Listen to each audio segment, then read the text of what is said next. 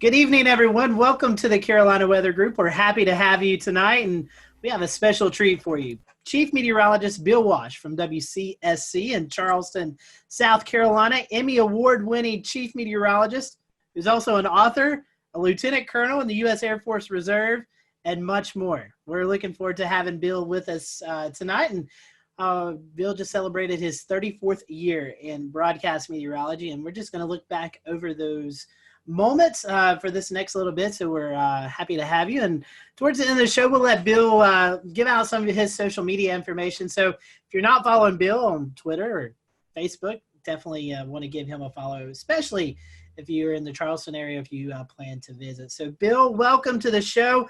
I know we've had you on before, normally talking about hurricanes or landfalling tropical systems, but we wanted to get you on tonight just when the weather's calm and when we're recording this, the weather's calm, and we'll put that out there. But we just want to kind of get to know you. So our first time question for a lot of our first time guests is how did you get hooked into this crazy career that we all love to do here in the weather world? Great to be here, by the way. It's so cool to be with everybody. And I definitely watched love the podcast. It's funny. It's just kind of an accident, actually, believe it or not. I was really into aviation, into, flying airplanes. And I got my pilot's license when I was 16 years old. So I actually got my license to fly before I got my license to drive. So I had to get a ride to the airport to take my check ride. But anyway, I was really thinking about going the aviation route for a while. And my sister's boyfriend at the time was working in radio. And I really was fascinated by broadcasting. And he was about 3 years older than me, 3 or 4 years older. And she ended up marrying the guy. But, this was back in high school. And then he wanted to be a broadcaster, and he went into television. And I would hang around the radio stations with him when I was in high school. And I was like, this is cool. I like this. I like the broadcast is cool, but I really am fascinated by flying and weather, and really aviation weather was really what I was interested in, and thunderstorms and snow. Of course, I grew up in the snow belt, with the blizzard of '78 was the biggest thing that hit us when I was a kid. And I was like, by the way, I just dated myself there, but that's okay. So this big giant blizzard comes along. We have 52 inches of snow. I'm fascinated by the weather. I'm saying, I got to get into this. I got to figure it out. So I ended up, believe it or not, I ended up taking a bus. I lived in Rhode Island, and I took a bus downtown Providence. I probably was a sophomore in high school, maybe something. And I snuck up to the TV station, which was Channel 10 WJAR. And the station was way up on top of the outlet. It was kind of like a Macy's type store, right? So it was on the top floor. And back those days, there was no security. There was no, it's just like the door opens in the elevator. I walk out. There was one woman there, and she said hello, and I just looked like I knew what I was doing. So I walked right into the studio, and there was, the guy I watched growing up on TV, John Giorgi. I'm like, oh, look, there's John Giorgi. Look at that. Look at that green wall. Well, what is that thing? Wow, a satellite picture. Holy mackerel. One satellite picture. And it was, oh, look at, those are the maps that they put the little stickies on. How about that? It was really fascinating. So, at that point I was hooked. So I ended up, knowing that I really like television, I really like weather. I wanted to put the two together. That's kind of how I ended up falling into this stuff. So you've definitely covered some big events in Charleston. Talk a little bit we'll go into some specifics here later on, but talk about your time in Charleston and, what that's meant for you. I know you've been a figure in the community. So what's it been like forecasting in Charleston? Oh, it's been fantastic. Charleston is such a great place. As I said, I was in Rhode Island, and I was looking for a full-time gig. I wanted to I had a great gig. I did, by the way, my dog is here. if you're wondering what, that's Ruby. And, so what happened was, I was looking for I wanted a, Monday through Friday gig or something like that. I looked very, very young, as I continue to this day, except for the hair, see? But anyway, so, I decided that I'd start looking. I wanted to go somewhere warmer. I really like tropical weather. I love hurricanes. So, and we, at that time, even in the 80s, there weren't that many big hurricane events. So I ended up, throwing my tape out there, and I got a call by the station here in Charleston, WCIV, And they said, hey, we're interested in you coming down, maybe being our chief meteorologist. Once their meteorologist was leaving, she was going to have a baby, and she was going to, just leave the business. So I came down here, they offered me the job, and when I flew down for the interview, I actually, they took me out to Wild Dunes for lunch, and I saw a dolphin and I saw a palm tree. And I was saying, wow, those are the two. I mean, that's like, I really was kind of like in Florida, but I'm like, this is like Florida without the traffic, So I'm thinking, let's go down there. So I got a chance to come down here to work at Channel 4, and I did for, that was in '86. And then, of course, in 1989, Hurricane Hugo comes along. Well, the worst strike on the U.S. in years and decades, that came up and really slammed right into us perpendicular-wise, right up the coast, right into the coast. And we had 6 feet of water in the building. We were blown off the air. I mean, I was out of my house for 3 months. I had to live with my soon-to-be in-laws for 3 or 4 months. That was worse than the hurricane. But anyway, that was, she could probably hear me. But anyway, it was, he recycled paper towels, her father. She can hear me, I can't. All right, so anyway, but so, so that was an event that was just, that was a career-making event, because, here I was, young guy, doing my first my second weather job. Technically third, because I did part-time on cable way back. But anyway, so, it was a big deal. And Rob Fowler, my pal Rob, Rob, and he comes on the show. And he and I both worked that storm from different perspectives, different stations. But we were down here within about maybe a year of each other. I think I came in '86, he came in '87. But, the two of us really that was our biggest, our biggest weather event that all of a sudden, here we are in our 20s doing that big storm, and they hadn't had one here in years, and it was a devastating storm. So, and then in 1993, Channel 5, was kind of like the big gun in town, and they were their main weatherman was Charlie Hall. He was like an institution. He was an amazing man. He signed the station on. I mean, he was literally the guy who was the first guy on the television station to sign it on. And they called me up and said, hey, are you interested in coming over to work with Charlie? And I'm like, you want me to work with Charlie Hall? I mean, you want me to, and they did. And they said, we'd love for you to work together and build a weather department. And, they had Charlie and they had Mike, but they had one computer, and it was just an old Liveline 3, I think it was. And they wanted to build a storm center. They wanted to build a weather brand. So that was when I went over to Channel 5. So anyway, that's kind of how I ended up in Charleston. I'd like to reminisce about Hugo a little bit, since it was one of the big storms of my youth. I grew up in Rock Hill, and it was still a big deal up in York County. So I was wondering if Hugo was actually the biggest event for you during your career, even though it was in the early part of your career, and maybe you could tell us a little bit about the lead up and the aftermath of Hugo. I think it was, actually. And by the way, Rock Hill, you got whacked by that storm. Yes, we did. Yeah, that was still it blew all those glass windows out of the buildings up there in Charlotte. Rock Hill was rocked by that storm. I mean, it wasn't extra tropical until it got to New York State. I think in my weather career, as far as like biggest storms that I've, forecast and lived through, that's got to be at the top of the list, I think. I mean, we've had a lot of, close calls since. We have a lot of, I call them the drive-bys. They come up the coast and then head up toward, the North Carolina, coast and the Outer Banks. So we've had a lot of those types of storms, but Hugo certainly was the largest that really impacted us here, especially as a Cat 4, 135 mile an hour storm. We had a 22-foot storm surge in McClellanville, and they had people being put up in the rafters at that Lincoln High School because it wasn't really, they didn't think the water could ever get that deep in a high school like that. It was a precedent-setting one for me, but also for the station, all 3 stations, it really was, and for Charleston itself. The city remembers it every year, 31 years ago now, hard to believe. But there was, I think that and a couple of the snow events, actually, if you think about it. A couple of years ago, we had a snow event where we had, and I know some of you guys are going to laugh at me, we had 6 or 7 inches of snow. And, that's a big deal for Charleston. It is a big deal for Charleston. We were, and it was so cold. It was such a cold air event. The cold air was really in place for about 3 or 4 days after that. So it didn't melt off very much. It melted off a little bit during the day, but it was thick enough that it refroze at night. So it was a real mess. So some of these snow events were amazing. Certainly the hurricanes were amazing.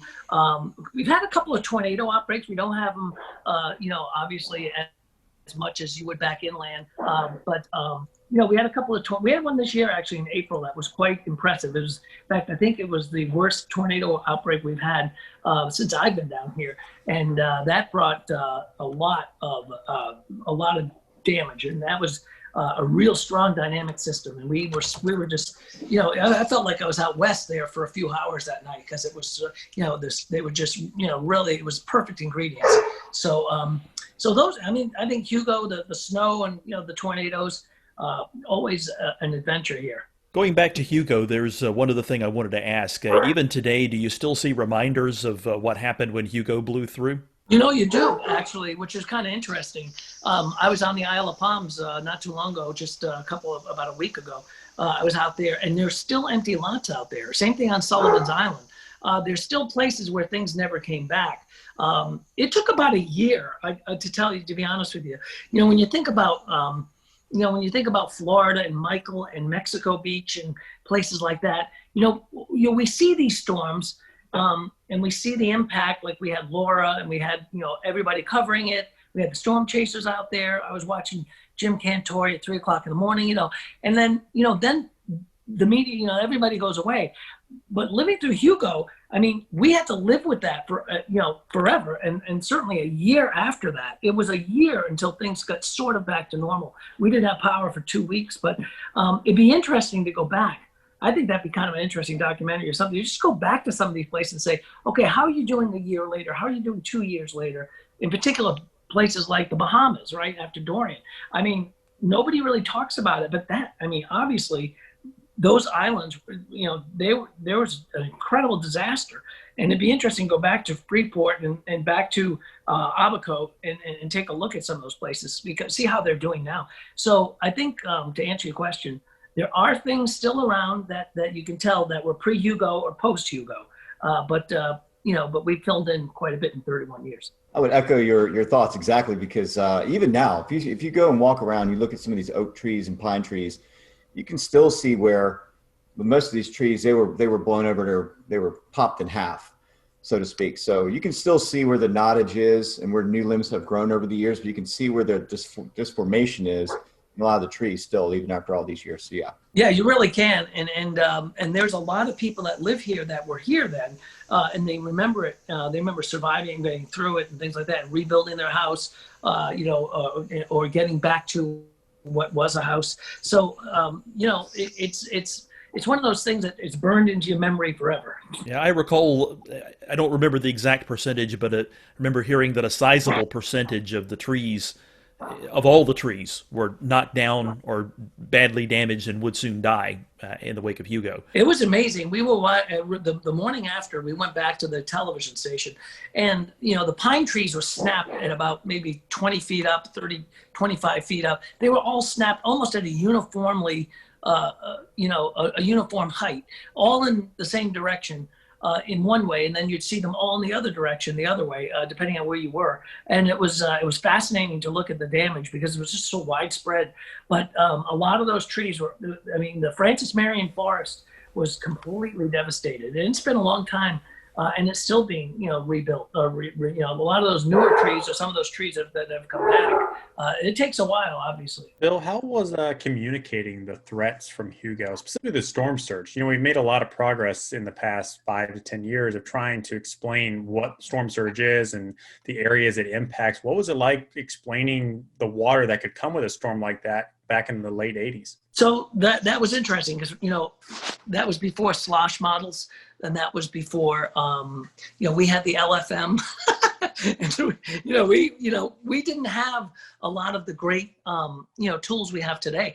And at the time, remember, the Hurricane Center only went out 3 days. They didn't go out 5 days. And we didn't have, the Euro. We didn't have all of these great products that push us out, so many days in advance. So it was really kind of using that technology, what we had, but letting people know about the storm surge was because it was kind of alien to these folks. They knew, remember, they haven't had a hurricane strike since at least I think it was David maybe that came by in it was a 79. Anyway, they hadn't had a major hurricane strike really since Hazel and Gracie way back in the 50s.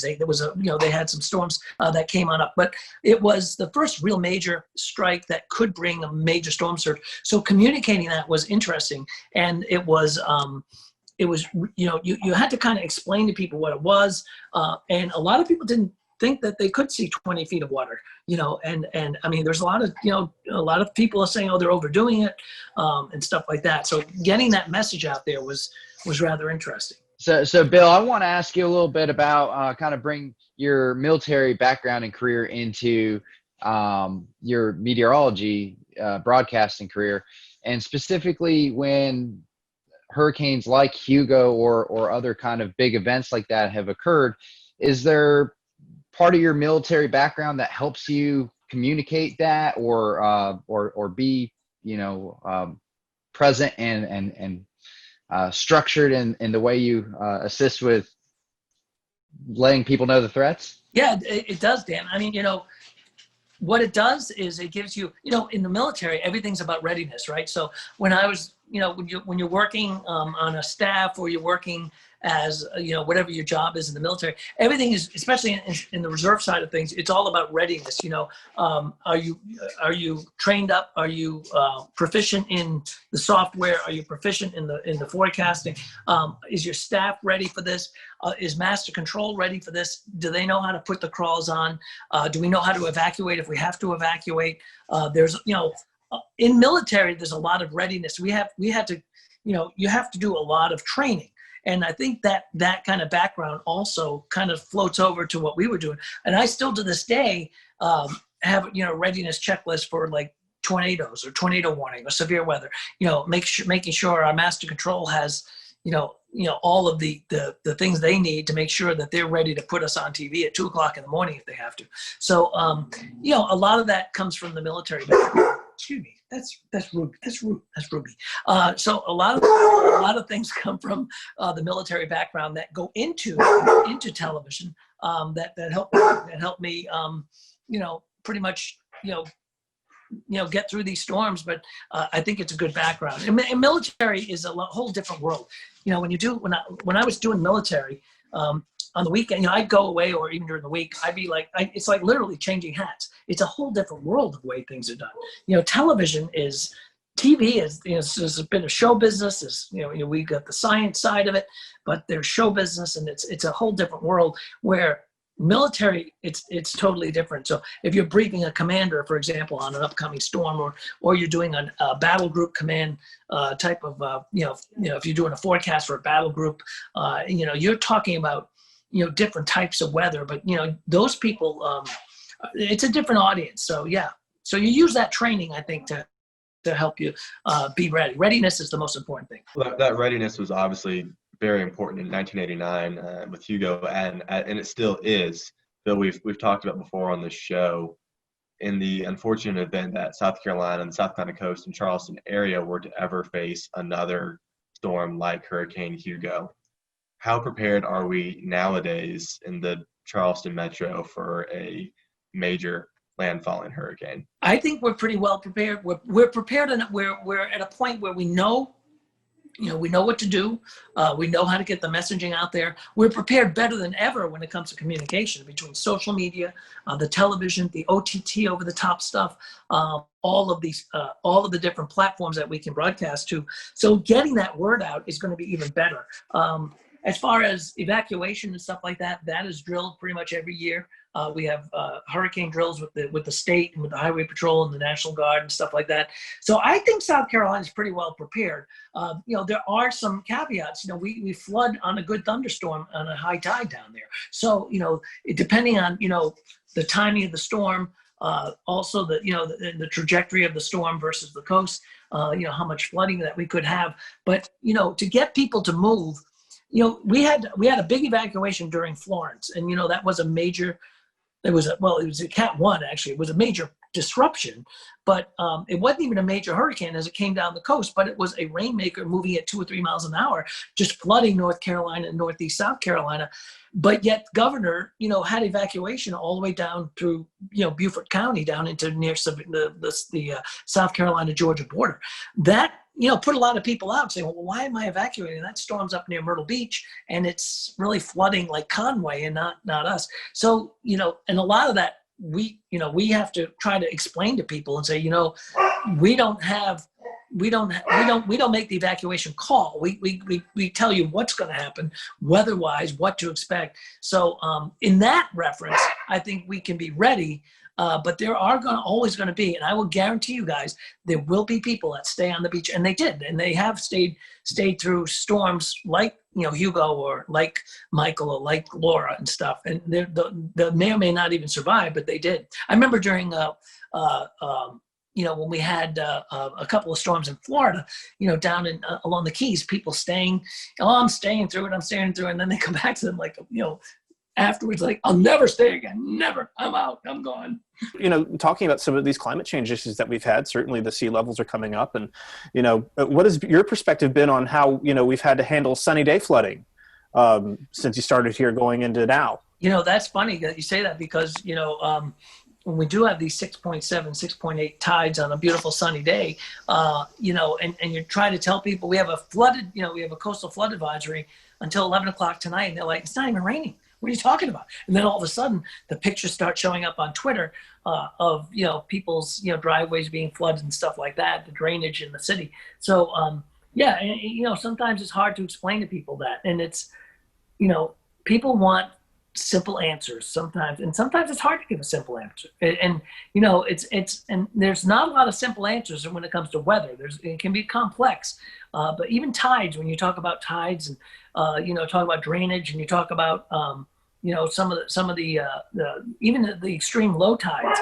Why boats are sitting up on when you have these blowout tides, boats are sitting up on the on sand, and they're like, did you say that was going to happen? Well, yeah, we did, but don't, so it's, it's just a matter of really schooling people. And sometimes it takes people by surprise a lot of times. It's difficult to communicate that sometimes too in the low country because you have a bunch of visitors. Like I remember when I was there for the NWA meeting in 2013, there was a king tide going on at the time, and you could go down East Bay Street and there was an area that was flooded. And sometimes I think getting the word out to people who aren't local to the area and know this kind of thing can happen every now and then makes things even more challenging. Yeah, that was a great meeting, by the way, Frank. We had a blast. That was a wonderful NWA meeting, and we'd love to have another NWA. We had an AMS meeting here too before that, and it's a great city for that. There's our shameless plug right there. We love to see everybody come back, but when we ever have conventions again. But yeah, I mean, it is, and it's hard to explain that to people that they say, hey, look, this is, this is not a rain event. This is not, we're not seeing a, major storm along the coast. Why are we getting flooding? And it's a beautiful blue sky day. So, a lot of it's education. The TV folks will tell you all the time that, they give us 2.5 minutes to do the weather and say, oh, by the way, could you explain how this stuff works? So it can be, it's challenging. And I always, when I coach people and doing weather, I'm like, you're taking such a complex thing and you're making it simple, but you have to cherry pick the most important things and let people know about them. What's good about today though, is that we have things like this podcast, things like social media, Facebook, and I'm sure you guys know, when we have big storms, and ask like Rob and everybody, Ricky will tell you, I mean, we're not only doing television, we're doing Facebook, and it's like you'll do six shows and they'll say, by the way, can you do another Facebook Live in a half hour? And it's like, wow, I just went through all this, but I have to go through all this again. But again, it's sometimes for a totally different audience. So we're kind of schooling people along the way as well. Well, Bill, besides the whole weather TV gig, besides the military gig, you've also done some writing, right? I have. That's kind of like a hobby, more fun than everything. Yeah, I did. I write some novels, and had one come out recently. It was right before the COVID thing. So we were setting up these like we would do like Panera Breads we ended up going to different places to do some book events just to promote the book and whatnot. And then boom, COVID hit. Although we've been doing a lot, I've been doing some Zoom, what do they call them? Book things, book events, like a lot of book clubs and things like that. But yeah, I wrote a novel when I was flying a lot for the Air Force. Really, I started thinking about this when I was Navy first, and when I went from the Navy to the Air Force, my job in the Air Force had me flying quite a bit in different places on C-17s, and so I started thinking about these stories and stuff like that I put together in a book and in a novel. We actually pitched it. My first book was pitched as it was more of a national security thriller, and it was pitched as a TV show. And my agent was like, you know what, this would be a good book if they don't buy it as a TV show. And they didn't go for the TV show, but the other people came up and said, we'd like you to do the book on it. So, so I've done a couple of books and three novels, and that's, it's fun. I mean, I don't do downtime very well sometimes, so I've got to be doing something. So I guess I write sometimes, and it's really kind of enjoyable. The last one I did, which was Uncle Danny, was actually based on 3 live characters up in New England that were really they were the kind of the tip of the spear when it came to the booze business and prohibition. They were probably the biggest movers of liquor in the Northeast in New York, and one of them was a great uncle of mine. So so I got to write a book about it. So I thought that was pretty interesting. Kind of on your weekend job has become air shows and aviation and flying recently. That's actually kind of how we met and talked about things and knew each other better, was through kind of the aviation world. Talk a little bit about your time with the paratroopers and announcing for them and doing all the stuff with the team. Yeah, I love doing the air show stuff, Ricky, and as you know, and you do too, and a lot of our folks do. So yeah, when I was my last job when I was doing, I was with Special Operations Command with the SOCOM, the Special Operations Command Paracommandos.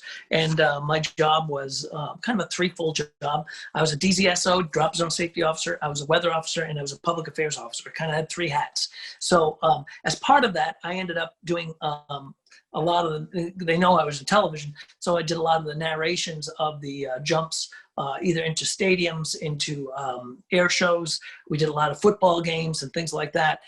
So I did that for almost 4 years. I was on the team, the Paracommandos team, and it was a blast. So I got me into the air show side of things. I've always been fascinated with air shows. Just from being a pilot, just from being, part of aviation. So I started doing some air show announcing. And again, there's some big announcers on the air show circuit. They're fabulous and great friends of mine.